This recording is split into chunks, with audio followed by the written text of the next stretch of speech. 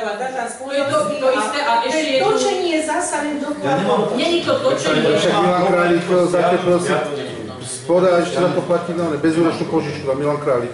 A za tebou si prednočelo. To nikto nespomenie.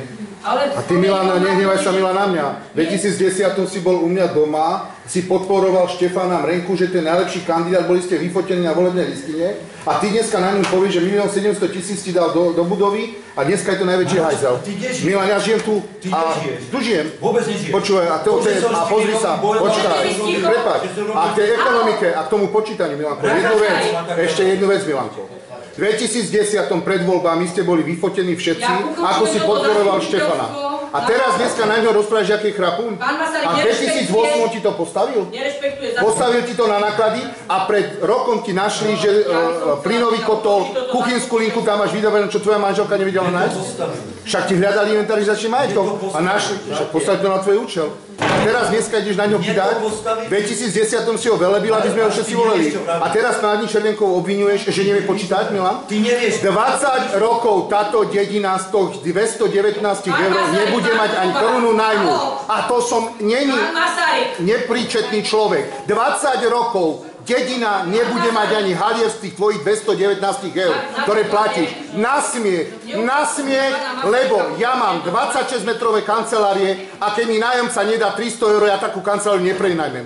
Dedina ti spravila nájom, dedina ti dala plynokotel, dedina ti vypočítala kuchynské linky, nábytky, ktoré našla tvoja manželka v inventári v spoločnosti Trustakom, lebo ste za to dávali na Mrenku trestné oznámenie a ty dneska povieš na pani Červenku, že nevie rátať, tak pozor, Milan, to mňa uráža mňa ako človeka, ktorý vie rátať.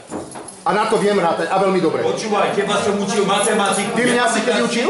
Nepamätáš si? To si kde na toto prišiel? To som aj tvojej manželke povedal na úrade, Milan. Miško Smolka ma učil matematiku. Kto? Miško Smolka, ty si ma v živote neučil matiku. Vieš, čo si ma naučil v živote, Milan? A za čo som ti vďačný? Že sme mali pri vás detstvo krásne, keď sme sa sankovali na školách, na sankách. To je všetká česť.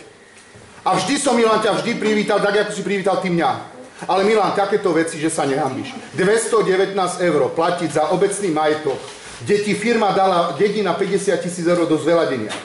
A ty 20 rokov táto dedina nebude ani korunu.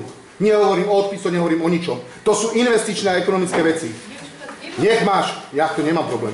Ale ešte aj plynokotol, kuchynskú linku, nábytok, ktorý ti spravila dedina, ešte aj to hľadali a kvôli tomu ste dávali na Mrenku trestného oznámenia. Tak za toto sa hambí. Nie, Maroš, ty si to zle vysvetľuješ. Ja nie. Ten nábytok tam bol zapísaný od samého začiatku. Si ho nemohla nájsť. Ja som ho našla. Až potom, aj to je na videu. Nie až potom. To nenašla. Ešte aj nábytok ste si dali ako rodina spraviť. Málo? Nábytok pre firmu Trustakom. Má inventarizačné číslo?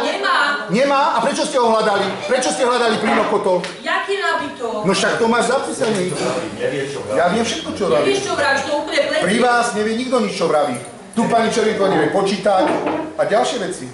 Nie. No